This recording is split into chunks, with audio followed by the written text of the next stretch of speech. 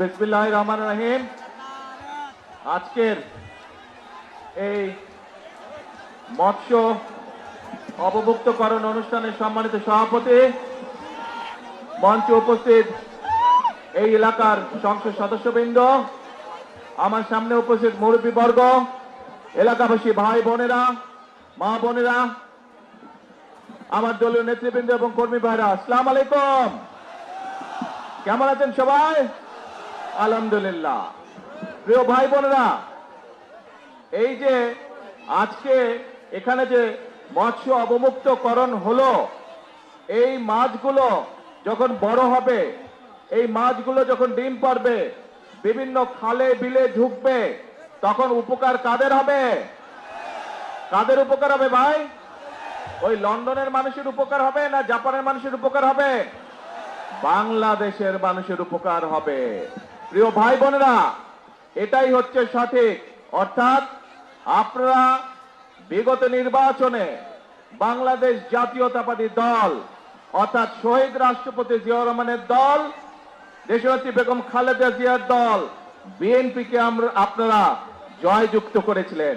কারণ বিএনপির রাজনীতিটাই হচ্ছে এমন একটি রাজনীতি, যেই রাজনীতির বাস্তবায়ন করলে পরে দেশের মানুষ উপকৃত হবে, গ্রামের মানুষ উপকৃত হবে। এটাই হচ্ছে বিএনপির রাজনীতি।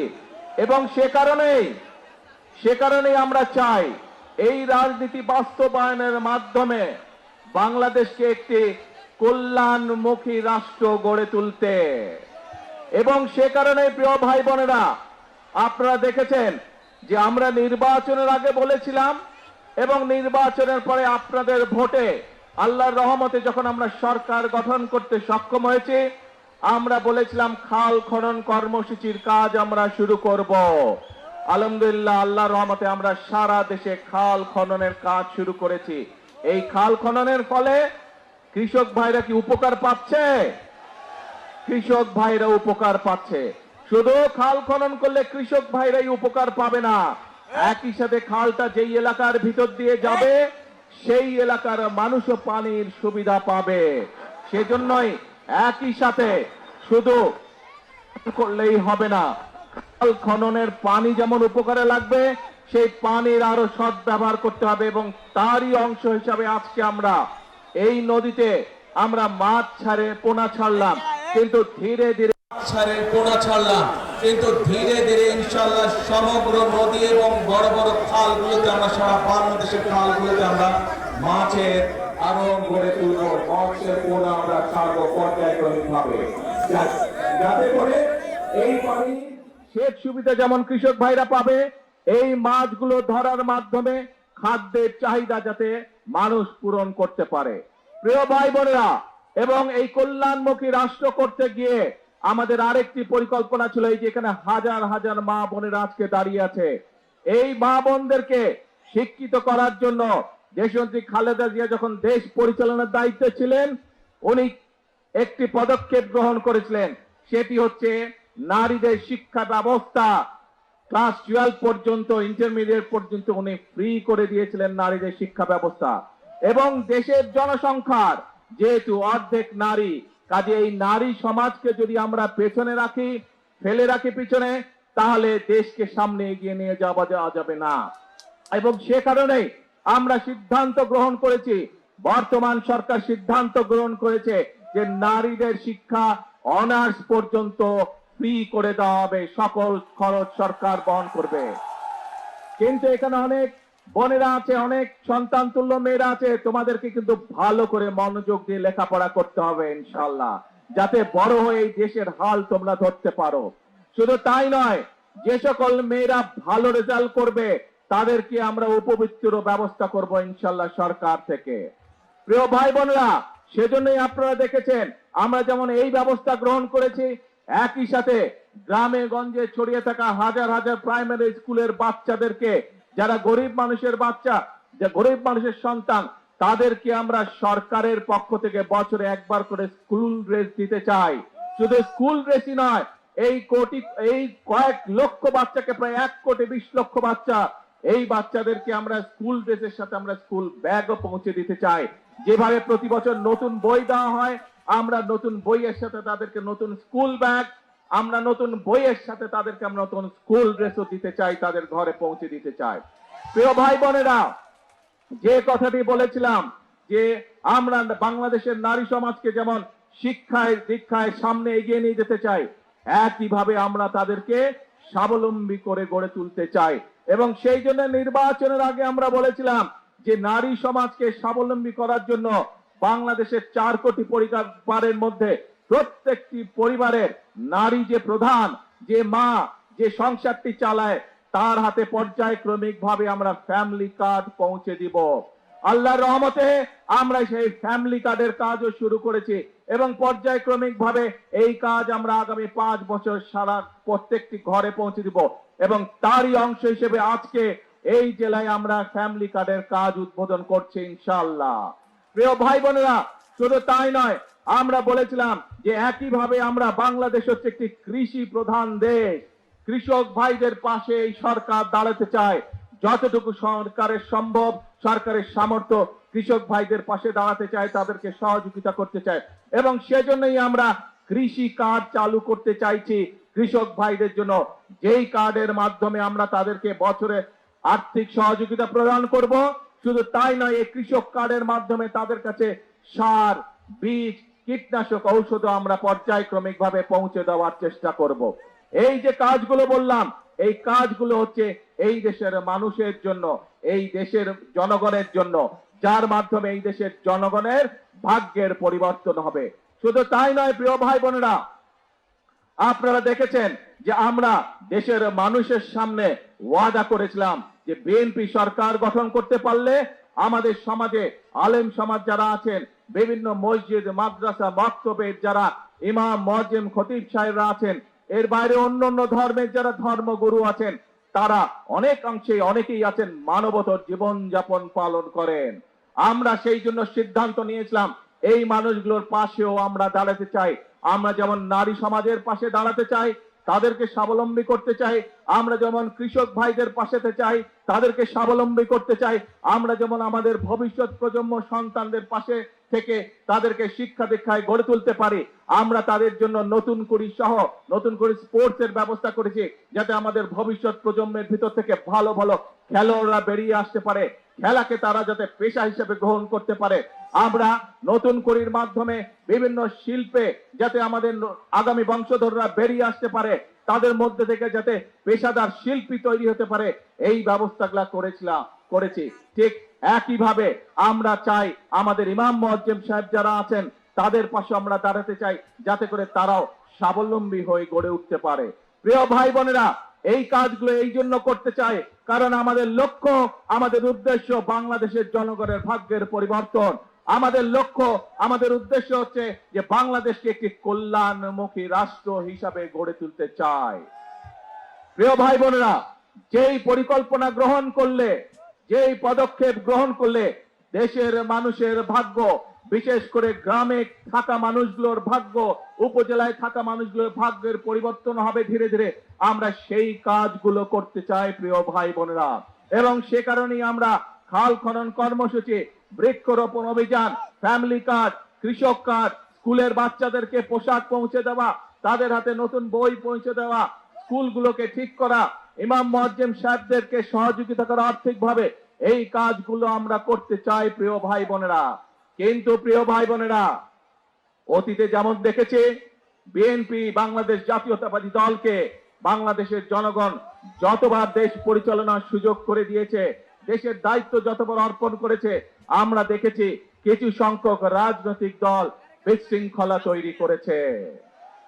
প্রিয় ভাই বোনেরা, এই যেই পরিকল্পনার কথা আপনাদের সামনে তুলে ধরলাম, এই মাছের অবমুক্তকরণ, এই ফ্যামিলি কার্ড, কৃষক কার্ড, বাচ্চাদেরকে মানুষ রূপে গড়ে তোলা, সুন্দর আদর্শ নাগরিক হিসেবে গড়ে তোলা, এই যে কাজগুলো, ইমাম, মুয়াজ্জিম সাহেবদেরকে অর্থনৈতিকভাবে সহযোগিতা করা, আপনারা কি মনে করেন এইগুলোর যদি বাস্তবায়ন করা যায় তাহলে দেশের মানুষের ভাগ্যের পরিবর্তন হবে? কি ভাই মনে করেন?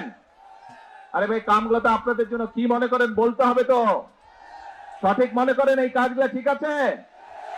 যদি এই কাজগুলো ঠিক আছে প্রিয় ভাই বোনেরা, তাহলে এই যে খাল খনন কর্মসূচি বাস্তবায়ন হলে কি গ্রামের মানুষের পানির চাহিদা এবং সেচের সুবিধা বাস্তবায়িত হবে?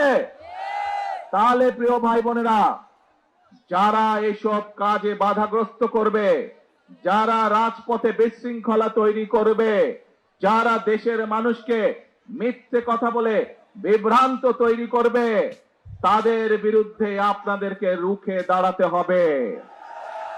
আমরা জানি, আমরা দেখেছি, আমরা দেখছি এখনো যে স্বৈরাচার এই দেশ থেকে পালিয়ে গিয়েছে, যারা বাংলাদেশের মানুষের কথা বলার অধিকারকে গলা টিপে মারতে চেয়েছিল, যারা বাংলাদেশের মানুষের রাজনৈতিক অধিকারকে কেড়ে নিতে চেয়েছিল, যারা বাংলাদেশের মানুষের ভাগ্যের পরিবর্তনকে স্টপ করে দিতে চেয়েছিল, তাদের বিরুদ্ধে এই বাংলাদেশের মানুষ রুখে দাঁড়িয়েছিল এবং তাদেরকে এই দেশ থেকে তারা বিতাড়িত করে দিয়েছে। এখন প্রিয় ভাই বোনেরা, এখন সময় হচ্ছে কাজ করার, এখন সময় হচ্ছে দেশকে সামনের দিকে এগিয়ে নিয়ে যাওয়ার। কাজেই দেশকে যদি আমরা সামনে এগিয়ে নিয়ে যেতে না পারি, তাহলে এই দেশের মানুষকে কষ্ট করে থাকতে হবে।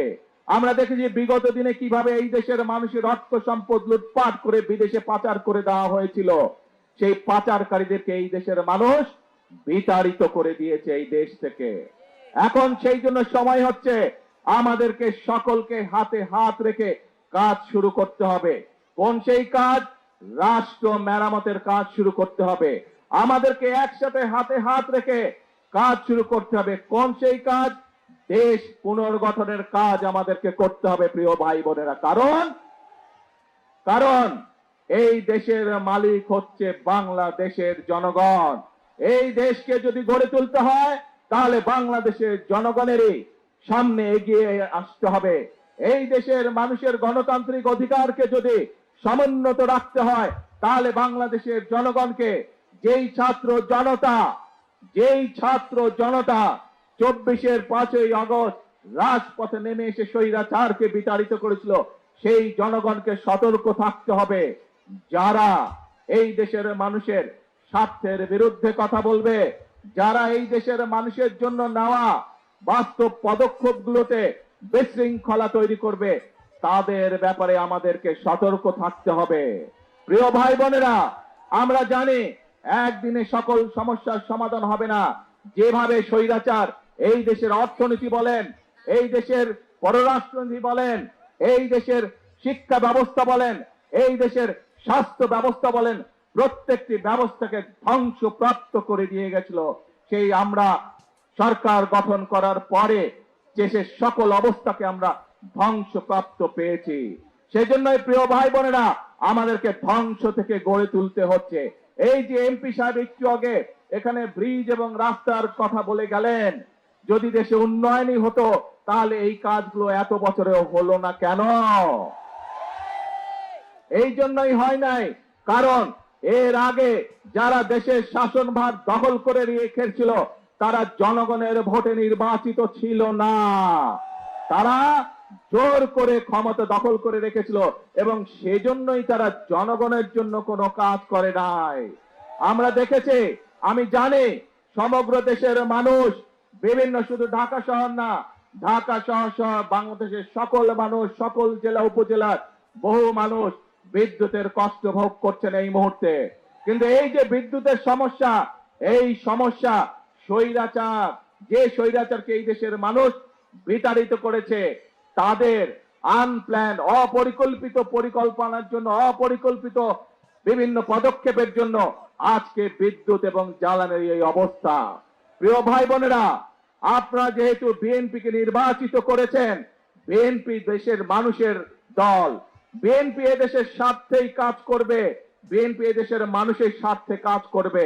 আজকে এখানে দাঁড়িয়ে আপনাদের সামনে আমি বলতে চাই, এই আগামী 27 তারিখে আবার জাতীয় সংসদের অধিবেশন শুরু হবে।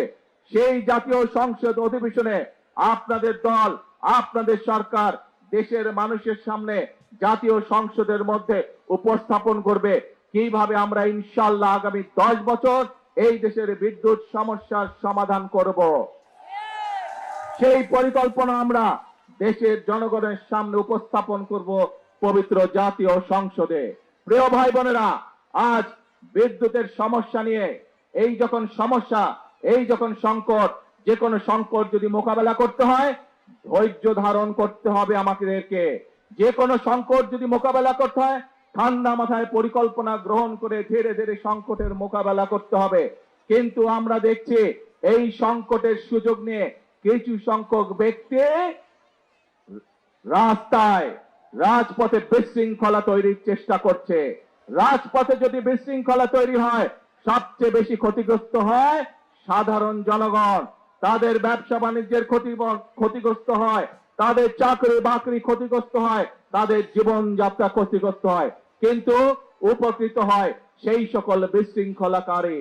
প্রিয় ভাই বোনেরা, প্রথমেই আমি আপনাদের সামনে বলেছি, আমাদের লক্ষ্য হচ্ছে আগামীতে একটি ওয়েলফেয়ার স্টেট গঠন করা, একটি কল্যাণমুখী রাষ্ট্র গঠন করা, এবং সে কারণে আমরা কি কি পদক্ষেপ গ্রহণ করছি আপনাদের সামনে আমি তুলে ধরেছি। এখানে আপনারা হাজার হাজার মানুষ সমর্থন দিয়ে বলেছেন যে এই পরিকল্পনাগুলো যদি বাস্তবায়িত হয় তাহলে বাংলাদেশের মানুষ উপকৃত হবে, তাই তো নাকি? তাহলে প্রিয় ভাই বোনরা, আজকে এই বক্তব্যের শেষে এসে আপনাদেরকে বলতে চাই, আপনারা যে সমর্থন দিয়েছিলেন 12 ফেব্রুয়ারি নির্বাচনে, সেই সমর্থনের উপরে আপনারা আস্থা ধরে রাখুন। ইনশাল্লাহ আপনাদের নির্বাচিত দল বাংলাদেশ জাতীয়তাবাদী দল ইনশাল্লাহ জনগণের জন্য অতীতেও কাজ করেছে, বর্তমানেও কাজ করবে, এবং দেশ এবং জনগণের স্বার্থের বাইরে কোনো কাজ করবে না।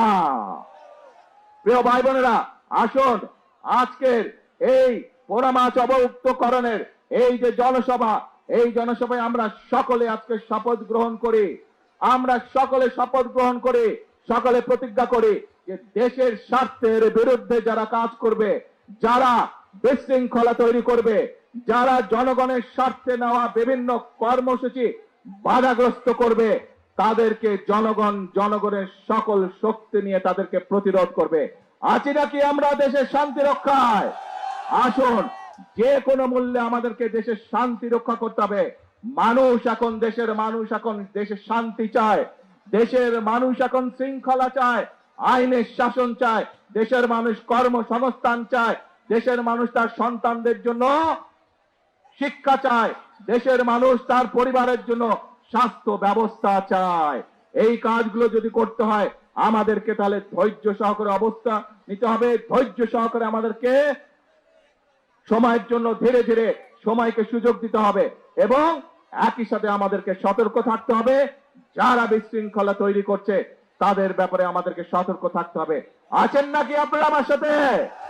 ইনশাআল্লাহ প্রিয় ভাই বোনেরা, আজকে এই পর্যন্ত বক্তব্য রেখে আমি আমার বক্তব্য শেষ করছি। তবে আপনাদের কাছে প্রত্যাশা, 12 তারিখে যেভাবে আপনারা সমর্থন দিয়ে আপনারা আস্থা রেখেছিলেন বিএনপির উপরে, পরিষ্কার ভাবে আমি বলে দিতে চাই, ইনশাআল্লাহ আপনারা আস্থা ধরে রাখুন। বিএনপি আপনাদের সাথে ছিল, বিএনপি বাংলাদেশের জনগণের পাশে আছে, বিএনপি বাংলাদেশের জনগণের সাথে আছে, বিএনপি বাংলাদেশের জনগণের জন্যই কাজ করবে যতদিন বিএনপি টিকে থাকবে ইনশাআল্লাহ। আল্লাহ হাফেজ। বাংলাদেশ জিন্দাবাদ, বাংলাদেশ জাতীয়তাবাদী দল জিন্দাবাদ।